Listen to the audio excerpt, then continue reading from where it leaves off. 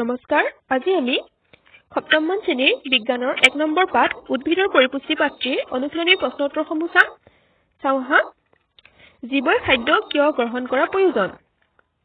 উত্তৰ লিখা জীৱই শৰীৰৰ বৃদ্ধি আৰু পৰিচালনাৰ বাবে আৱশ্যকীয় শক্তি পাবলৈ খাদ্য গ্ৰহণ কৰা প্ৰয়োজন মানে কি আমি যিকোনো ধৰণৰ কাম কৰিবলৈ আমাক শক্তিৰ প্ৰয়োজন হয় হয়নে নহয় আৰু সেই শক্তি আমি ক'ৰ পৰা পাওঁ খাদ্যৰ পৰা পাওঁ সেয়েহে বৃদ্ধি আৰু পৰিচালনাৰ বাবে আমাক খাদ্যৰ প্ৰয়োজন এতিয়া চোৱা পাৰ্থক্য লিখা পৰজীৱী আৰু মৃতজীৱী উত্তৰ লিখা পৰজীৱী হৈছে পৰজীৱী উদ্ভিদে পোষক উদ্ভিদজোপাৰ পৰা খাদ্য গ্ৰহণ কৰে যেনে অমৰলতা মানে যোনজোপা উদ্ভিদৰ গাত বগাই গৈ বাঢ়ি যায় মানে উদ্ভিদজোপা সেই উদ্ভিদজোপাৰ পৰাই খাদ্য গ্ৰহণ কৰে আৰু চোৱা মৃতজীৱীটো চোৱা মৃতজীৱী জীৱই মৃত গেলি পচি যোৱা সামগ্ৰীৰ পৰা পৰিপুষ্টি গ্ৰহণ কৰে যেনে ভেঁকুৰ আৰু মৃতজীৱীয়ে কি কৰে যোনবোৰ মৰি থাকে বা গেলি পচি যোৱা সামগ্ৰীৰ পৰা মানে পৰিপুষ্টিটো গ্ৰহণ কৰে এতিয়া চোৱা পাতত শ্বেতসাৰৰ উপস্থিতি চাবলৈ তুমি কেনেদৰে পৰীক্ষা কৰিবা উত্তৰ প্ৰথমে আমি দুটা টাবত একেজাতীয় উদ্ভিদ ল'ম ইয়াৰে এজোপা উদ্ভিদ আন্ধাৰত ৭২ ঘণ্টাৰ বাবে ৰাখি আনজোপা উদ্ভিদ সূৰ্যৰ পোহৰত ৰাখিব লাগিব তাৰ পিছত দুইজোপা উদ্ভিদৰ কেঁচা পাত লৈ আমি তাত ২ বা ৩ টোপাল লঘু আয়ডিন দ্ৰব্য সেই কেঁচা পাতকেইটাত দিম আৰু আয়ডিন দিয়াৰ পাছত যদি পাত দুটাৰ ৰং নীলা বা কলা ৰঙলৈ সলনি হৈছে তেতিয়া আমি গম পাম যে পাত দুটা শ্বেতসাৰ আছিলে ঠিক আছে আমি এইটো ক্লাছ 6ত কৰিছিলো হয়নে নহয় এতিয়া ৪ নম্বৰটো চোৱা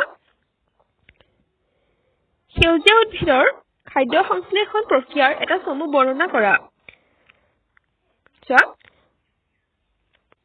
পাতত থকা সেউজীয়া ৰঞ্জক কণিকাক পত্ৰহৰিত বোলা হয় ই সূৰ্যৰ ৰশ্মিৰ পৰা শক্তি আহৰণ কৰাত সহায় কৰে এই শক্তি কাৰ্বন ডাই অক্সাইড আৰু পানীৰ পৰা খাদ্য সংশ্লেষণ বা প্ৰস্তুত কৰাত ব্যৱহাৰ হয় যিহেতু সূৰ্যৰ ৰশ্মিৰ উপস্থিতিত খাদ্য সংশ্লেষণ হয় সেয়ে ইয়াক সালোক সংশ্লেষণ বুলি কোৱা হয় আৰু সেউজীয়া উদ্ভিদৰ সালোক সংশ্লেষণ প্ৰক্ৰিয়াটো হৈছে এইটোৱে ঠিক আছে এতিয়া চোৱা ৬ নম্বৰটো খালী ঠাই পূৰণ কৰা সেউজীয়া উদ্ভিদক স্বপোষী বোলা হয় যিহেতুকে সিহঁতে নিজৰ আহাৰ নিজে প্ৰস্তুত কৰে খটো চোৱা উদ্ভিদৰ দ্বাৰা সংশ্লেষিত খাদ্যসমূহ শ্বেতসাৰ হিচাপে সঞ্চিত হৈ থাকে গটো চোৱা খালোক সংশ্লেষণত সৌৰশক্তিক আহৰণ কৰি ৰখা ৰঞ্জক পদাৰ্থক পত্ৰহৰিত বোলা হয় ঘটো চোৱা খালোক সংশ্লেষণৰ সময়ত উদ্ভিদে কাৰ্বন ডাই অক্সাইড লয় আৰু অক্সিজেন এৰি দিয়ে চোৱা ৭ নম্বৰটো চোৱা তলৰ দিয়াসমূহৰ নাম লিখিব দিছে এবিধ পৰজীৱী উদ্ভিদ যাৰ কাণ্ড হালধীয়া মিহি আৰু নলিকা সদৃশ সেই উদ্ভিদজোপা আছিলে অমৰলতা খ নম্বৰটো চোৱা এবিধ উদ্ভিদ যি স্বপোষী আৰু পৰপোষী বা উভয় ধৰণে পৰিপুষ্টি গ্ৰহণ কৰে উত্তৰ লিখা কলচী উদ্ভিদ গ নম্বৰটো চোৱা পাতত থকা যিটো ছিদ্ৰৰ সহায়ত উদ্ভিদে গেছ বিনিময় কৰে সেইটো হৈছে পত্ৰৰন্ধ্ৰ ঠিক আছে ৮ নম্বৰটো চোৱা শুদ্ধ উত্তৰত চিন দিয়া অমৰলতাটো মানে কি সুধিছে স্বপোষী নে পৰজীৱী নে মৃতজীৱী পোষকৰ উদাহৰণ এতিয়া অমৰলতা কি অমৰলতা হৈছে পৰজীৱী তাৰপিছত খ নম্বৰটো চোৱা এবিধ উদ্ভিদ যি পোক পতংগক খাদ্য হিচাপে গ্ৰহণ কৰে মানে চোৱা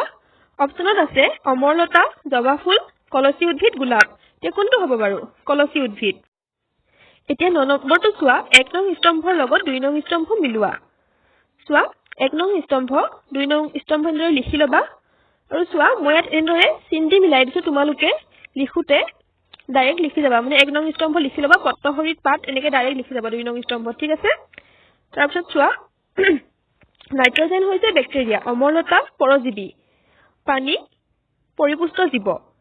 আৰু পোক পতংগ হৈছে কলচী উদ্ভিদ ঠিক আছে ১০ নম্বৰটো চোৱা এতিয়া শুদ্ধ বাক্যত শুদ্ধ আৰু অশুদ্ধ বাক্যত অশুদ্ধ লিখিব দিছে বা চিন দিলেই হ'ল এতিয়া চোৱা সালোক সংশ্লেষণ প্ৰক্ৰিয়াত কাৰ্বন ডাই অক্সাইড নিৰ্গত হয় এইটো হৈছে অশুদ্ধ